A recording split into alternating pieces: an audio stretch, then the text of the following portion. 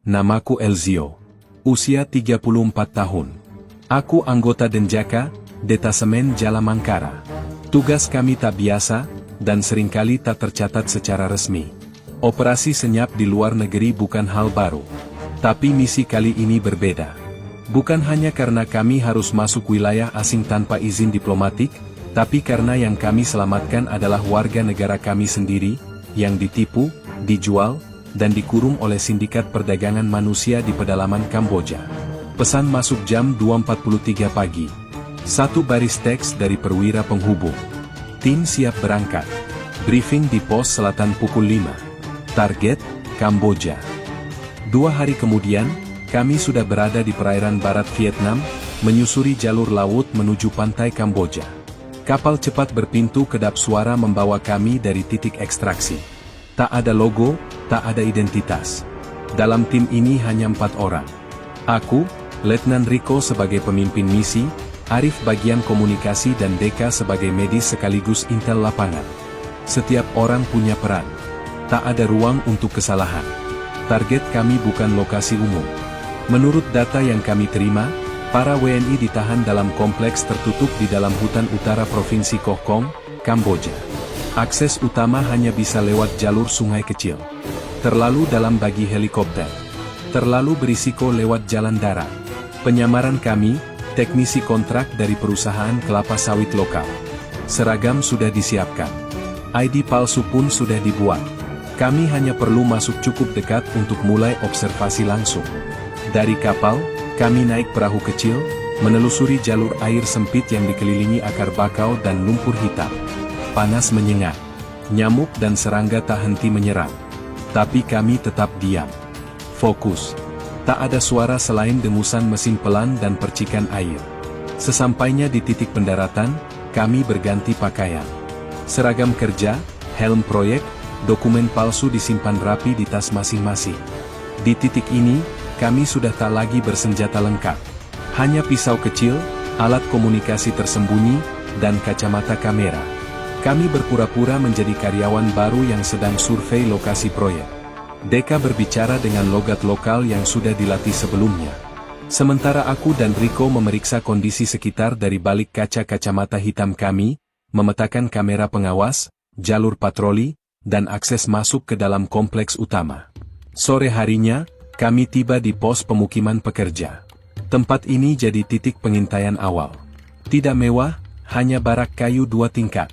Tapi dari sini, kami bisa memantau siapa saja yang masuk dan keluar dari jalur utama.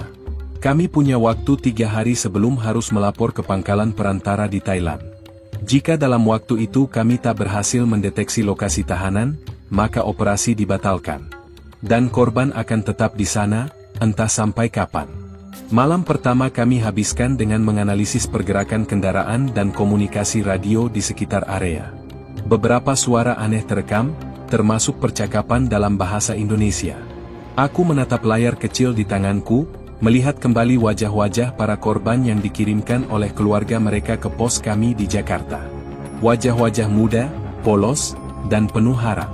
Mereka percaya bahwa di luar negeri, mereka akan mendapat hidup yang lebih baik. Nyatanya, mereka dikurung di hutan. Seperti barang. Dan aku bersumpah, kami akan membawa mereka pulang. Hari kedua, kami mulai melihat pola. Setiap pagi, satu truk besar masuk dari gerbang timur. Sopirnya selalu orang yang sama, lelaki tambun dengan bekas luka di pelipis kanan. Ia hanya bicara dengan satu orang penjaga, lalu truk melaju ke dalam kompleks yang lebih tertutup. Deka mencatat waktu pergerakan dan jenis muatan.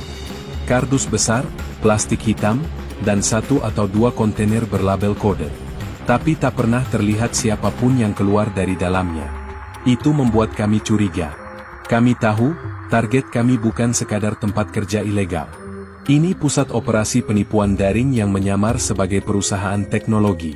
Tapi yang membuatnya rumit, tak semua karyawan di sana sadar bahwa mereka sebenarnya tahanan. Sore itu, aku dan Rico berpura-pura mengecek saluran air tak jauh dari pagar utama. Kawat tinggi dilapisi duri. Di balik pagar, tampak gedung utama, bangunan 2 lantai dengan jendela tertutup tirai hitam. Kamera terpasang di setiap sudut. Bahkan seekor kucing pun akan terdeteksi kalau lewat sembarangan. Jarak ke gedung utama, bisik Riko. 65 meter dari pagar. 2 titik buta. Di pojok utara dan dekat gudang logistik, jawabku singkat.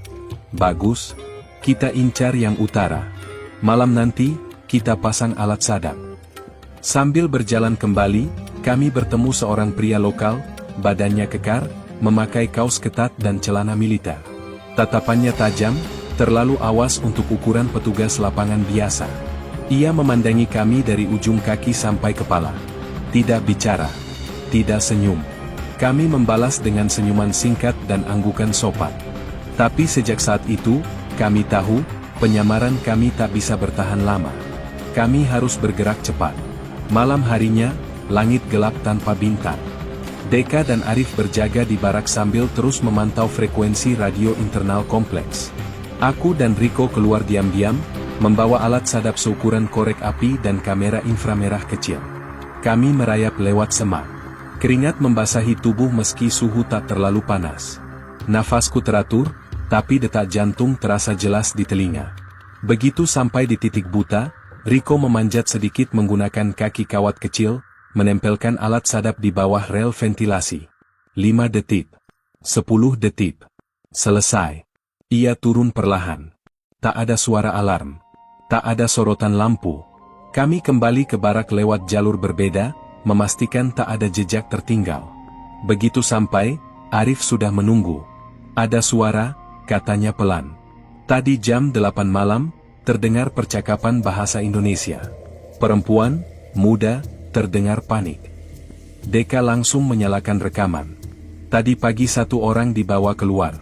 Katanya dipindah ke lokasi baru.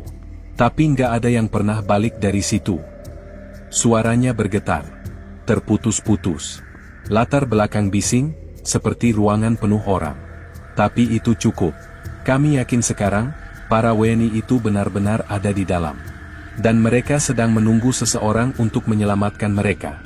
Aku menatap wajah-wajah teman satu timku. Tidak ada senyum. Tidak ada komentar. Hanya mata-mata yang mulai menyadari, kami tak punya banyak waktu. Kami harus masuk ke dalam sebelum semuanya terlambat. Kami menyusun rencana dalam diam. Waktu efektif kami hanya 2 malam lagi. Setelah itu, rotasi personel keamanan di markas itu akan berubah, dan kami harus mulai dari nol. Pilihan yang ada hanya 2, masuk sekarang, atau kehilangan momentum. Pagi hari, kami menerima kiriman dari konsulat. Sebuah peti dikirim dengan dalih bantuan teknis untuk proyek pembangunan desa. Di dalamnya, 2 set drone mini, baju teknis untuk penyamaran dalam gedung, dan perangkat jammer portable. Semua cukup kecil untuk dibawa tanpa menarik perhatian. Kami habiskan sepanjang siang mempelajari denah kasar bangunan berdasarkan pantauan drone malam sebelumnya. Tidak ada pintu belakang, hanya satu jalur utama dan pintu samping yang terkunci dari dalam. Tapi ventilasi sisi utara cukup besar untuk dilalui satu orang. Riko masuk dulu. Aku jaga pintu. Deka dan Arif siapkan perimeter, kataku, sambil menunjuk pada sketsa bangunan. Malam harinya, langit sedikit berkabut. Waktu sempurna. Jam 1.20 dini hari, kami bergerak dari posisi. Riko membawa kamera kecil dan radio mini. Tubuhnya dibalut kain gelap, bergerak seperti bayangan. Aku mengikuti dari belakang, memastikan tak ada patroli. 2 penjaga melintas pukul 1.40. Kami menahan napas di balik pohon selama 30 detik yang terasa seperti 5 menit. Begitu penjaga menjauh, Riko merayap ke ventilasi. Dengan bantuan alat pemotong senyap, ia membuka kisi tanpa suara berarti. Tubuhnya masuk perlahan. Kami hanya bisa menunggu dari luar, napas tertahan. Klik. 1 getaran di radio. Sinyal aman. Suaranya pelan di telinga kami. Aku di dalam. Lorong sempit, penerangan minim. Kamera hanya di sisi barat. Aku aktifkan layar kecil. Tampak suasana lorong panjang, ket tembok mengelupas, beberapa pintu tertutup rapat. Tak ada tanda-tanda orang. Ada suara. Seperti bisikan atau tangisan pelan. Dari ruang ketiga. Kami tunggu dalam hening. Riko mendekat ke pintu, menempelkan mikrofon. Aku udah bilang, Kami dibohongi, semua ini jebakan, nggak ada gaji, kalau kamu nekat keluar, kamu hilang kayak sari. Suaranya perempuan. Muda. Bahasa Indonesia. Tidak salah lagi, mereka ada di sini. Dan mereka sadar kalau mereka ditipu.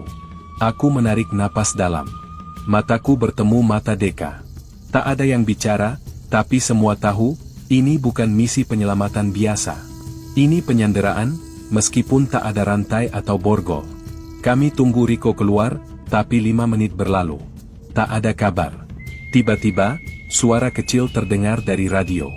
Satu orang penjaga lewat lorong. Aku tiarap di bawah meja. Hening lagi. Dia berhenti. Matanya melihat langsung ke arahku, tapi dia jalan lagi. Suara Riko terdengar berat. Bukan karena takut, tapi karena tahu seberapa dekat ia dengan ketahuan. Aku keluar lewat jalur semula. 3 menit. Kami bersiaga penuh. Jika satu alarm berbunyi, semuanya berakhir. 3 menit kemudian, kisi ventilasi bergerak pelan. Riko keluar, napas terengah, bajunya sedikit robek. Tapi ia selamat. Dan yang lebih penting, kini kami tahu di mana mereka berada. Aku berikan isyarat tangan. Semua mundur ke titik aman tanpa suara. Begitu kami sampai di barak, tak ada yang langsung bicara. Kami hanya saling menatap dalam senyap. Kami sudah melihat isi perut sarang itu. Dan sekarang, tak ada jalan kembali. Mereka akan tetap di sana, kecuali kami masuk lagi. Kali ini, untuk membawa mereka pulang. Pagi harinya, suasana di pos kami sunyi. Riko duduk sambil memeriksa kembali rekaman kameranya. Gambar buram tapi cukup jelas, ada 4 perempuan WNI dalam satu ruangan sempit. Mereka tak diikat, tapi dari gerak tubuh dan ekspresi wajah mereka, mereka tidak bisa sembarangan keluar. Aku memperbesar satu frame. Di pojok ruangan, ada tulisan kecil di dinding. Seperti coretan spidol. 2 kata, tolong kami. Dada terasa berat. Jumlah pasti yang harus kita jemput, tanyaku ke Arif. Informasi awal dari KBRI bilang 8 orang. Tapi kalau benar ada rotasi, bisa lebih. Mungkin ada dari negara lain juga. Aku mengangguk. Artinya, kita tak bisa hanya pikirkan menyelinap masuk dan keluar sendiri.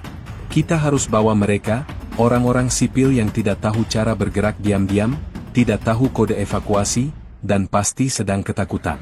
Kami duduk melingkar di bawah pohon lebat, menyusun rencana. Ini bukan lagi misi observasi. Ini fase pengambilan. Dari ventilasi bisa masuk. Tapi keluar bawa 8 orang, apalagi dalam kondisi panik? Mustahil. Kita butuh jalur lebar, kata Riko. Deka menunjuk ke peta cetak. Pintu samping ini. Malam tadi memang terkunci dari dalam. Tapi kalau kita sabotase sistem alarm gedung, bisa kita buka. Harus cepat. 2 menit maksimal. Kalau lebih, patroli luar pasti tanggap. Aku sudah memikirkan itu sejak semalam. Drone akan kita terbangkan malam nanti, jam 2.15. Begitu sinyal dipastikan bersih, kita gerak. Aku dan Riko masuk. Arif dan Deka backup di perimeter. Kalau ada masalah, jangan paksakan masuk. Prioritas, evakuasi sipil. Kita semua tahu risikonya. Tak ada yang mengangguk. Tapi aku tahu semua mengerti. Malamnya, hujan tipis turun. Langit gelap tanpa bulan. Waktu yang sempurna, tapi juga tidak memberi banyak ampun untuk kesalahan. Aku dan Riko bergerak dari sisi utara. Ventilasi tetap jadi pintu masuk utama. Tapi kali ini, bukan untuk pengintaian. Aku lebih dulu masuk. Lorong sempit menyambut, bau lembab dan suara langkah di kejauhan membuat tubuhku kaku. Tapi kami sudah hafal jalurnya. Begitu sampai di pintu ruangan tahanan, suara dari dalam masih ada. Perempuan-perempuan itu bicara pelan. Tenang. Kita dari Indonesia. Kami akan bawa kalian pulang, bisikku setelah membuka pintu. Mereka kaget. Satu dari mereka hampir berteriak, tapi cepat kututup mulutnya dengan telunjuk. Jangan bersuara. Ikuti instruksi. Sementara itu, di luar, Deka mulai menjinakkan alarm pintu samping. Tangannya gemetar karena sarung tangan basah, tapi dia tetap tenang. Jammer aktif selama 2 menit. Itu jendela waktu kami. Satu persatu perempuan-perempuan itu mengikuti kami. Satu di antaranya lemas dan harus dipapah. Tak masalah. Kami sudah siap dengan rencana B. Saat pintu samping terbuka perlahan, udara malam menyambut. Kami sudah hampir sampai. Tiba-tiba suara di radio pecah. Satu penjaga mendekat. Dari sisi barat. Ulangi, penjaga mendekat cepat. Kami semua terdiam. Jantungku berdegup kencang. Satu langkah lagi.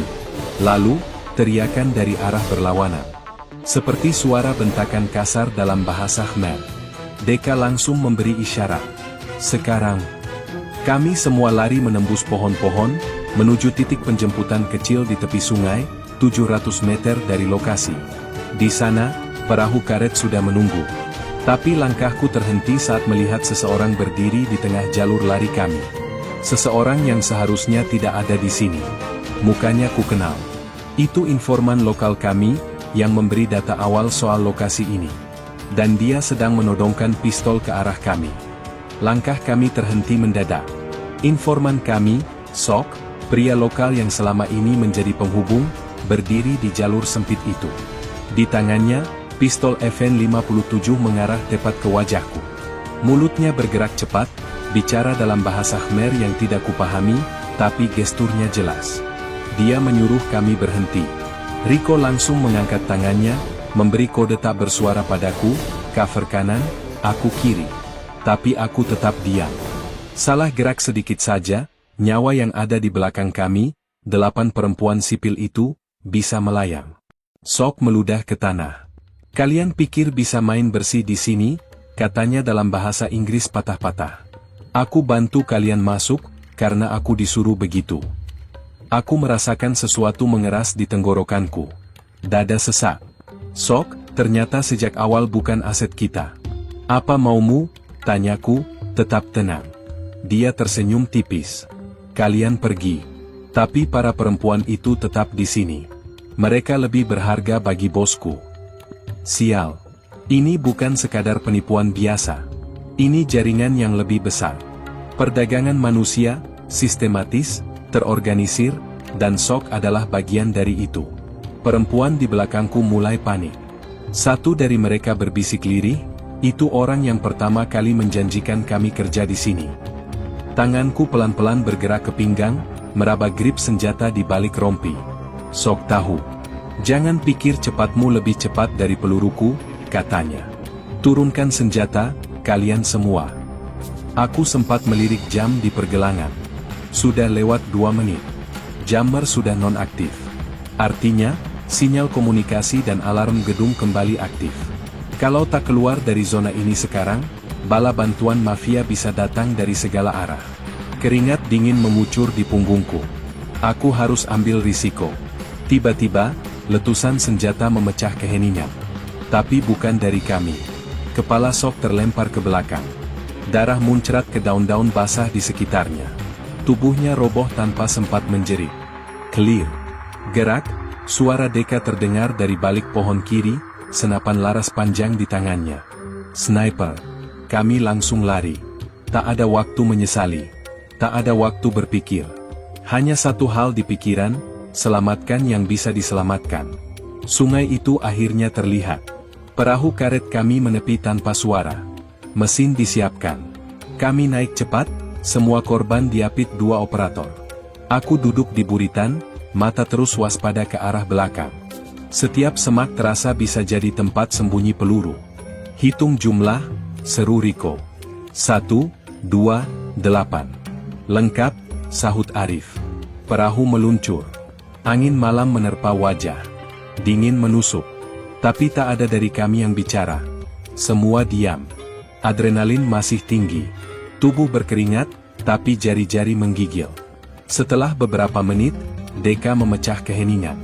Kalau informan bisa disusupi, seberapa dalam jaringan ini sebenarnya? Tak ada yang menjawab. Tapi aku tahu satu hal, ini belum selesai. Data yang kami bawa, rekaman CCTV, koordinat GPS markas, dan keterangan para korban, itu semua hanya permukaan dari sesuatu yang jauh lebih gelap. Kami mungkin sudah menyelamatkan 8 orang malam ini. Tapi di tempat lain, bisa saja ada puluhan, ratusan lagi yang belum beruntung. Dan mungkin, salah satu dari mereka sedang menunggu di lokasi penampungan berikutnya. Aku mengepalkan tangan. Misi evakuasi ini memang selesai. Tapi sekarang kami harus cari tahu, siapa dalang sesungguhnya dari semua ini. Kami tiba di kapal induk menjelang subuh. Laut tenang, tapi di kepala kami badai masih bergemuruh. 8 WNI yang kami evakuasi segera dibawa ke ruang medis. Beberapa dari mereka dehidrasi parah, luka di tangan dan kaki, bahkan satu di antaranya nyaris tak sadarkan diri karena trauma. Tim dokter dan psikolog militer sudah siap, tapi aku tahu, luka yang mereka alami tak semuanya bisa disembuhkan dengan infus atau salep antiseptik. Aku menatap wajah mereka satu persatu sebelum pintu ruang perawatan ditutup. Mereka masih muda. Seusia adik perempuanku di rumah. Rico mendekat, menyerahkan tablet militer yang baru saja tersambung ke jaringan satelit.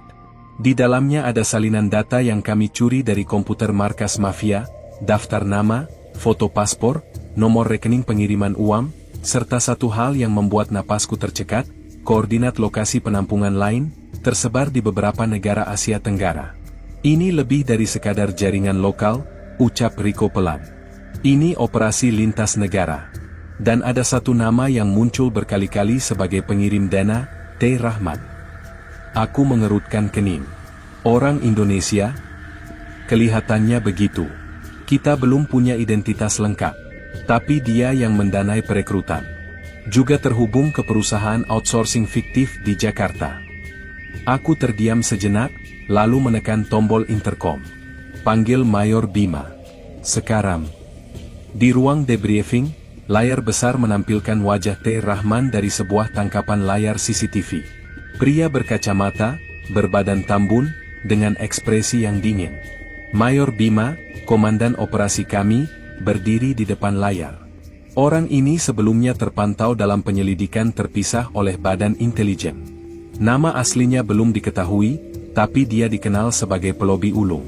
Mampu menyuap pejabat lokal dan merekrut pemuda-pemudi dari desa dengan janji pekerjaan luar negeri. Begitu mereka sampai di luar negeri, mereka disekap, dipaksa kerja, bahkan diperdagangkan secara ilegal. Aku mengepal tangan. Kenapa dia belum ditangkap? Bima menatap kami satu persatu. Karena dia belum pernah muncul di permukaan.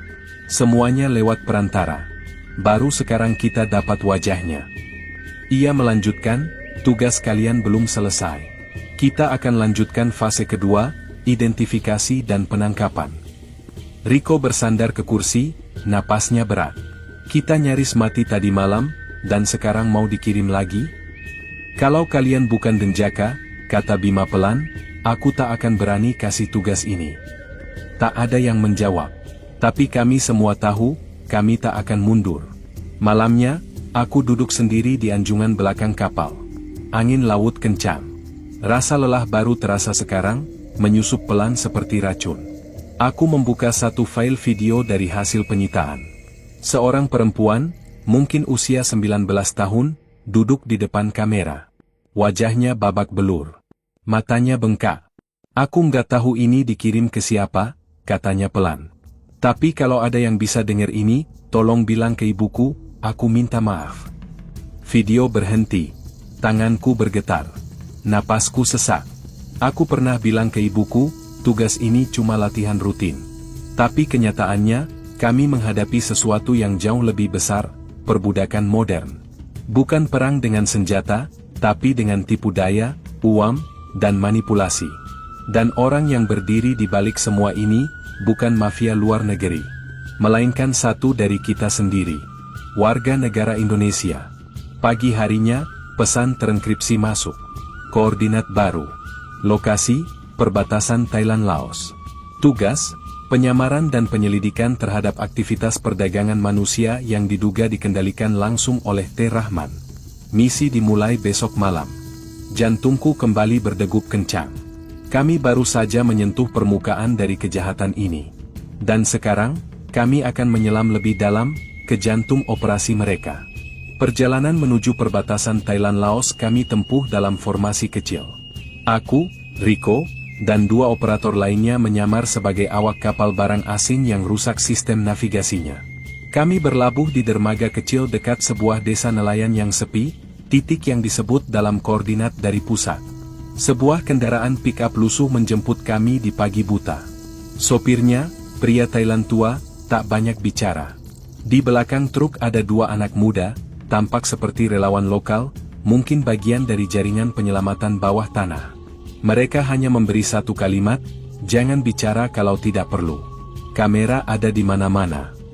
Kami tiba di bangunan gudang tua dengan atap seng karatan, jauh dari pemukiman. Dari luar tampak seperti tempat penyimpanan hasil pertanian, tapi di dalam, beda cerita. Ada 16 orang. Semuanya WNI. Mereka dikurung di kandang besi setinggi pinggang. Beberapa terluka. 2 perempuan duduk memeluk lutut, menatap kosong ke lantai. Di sudut lain, seorang lelaki paruh baya memeluk anak kecil yang terus menggigil meski suhu siang itu panas. Ini bukan tempat penampungan, bisik Riko. Ini kandang manusia. Aku tak bisa berkata-kata. Napasku berat. Kami pasang alat penyadap, rekam semua. Setiap percakapan, rutinitas penjaga, hingga detail wajah siapapun yang tampak mengatur tempat itu. 2 hari kami berpura-pura sebagai penyambung jaringan baru. Lalu hari ketiga, target muncul.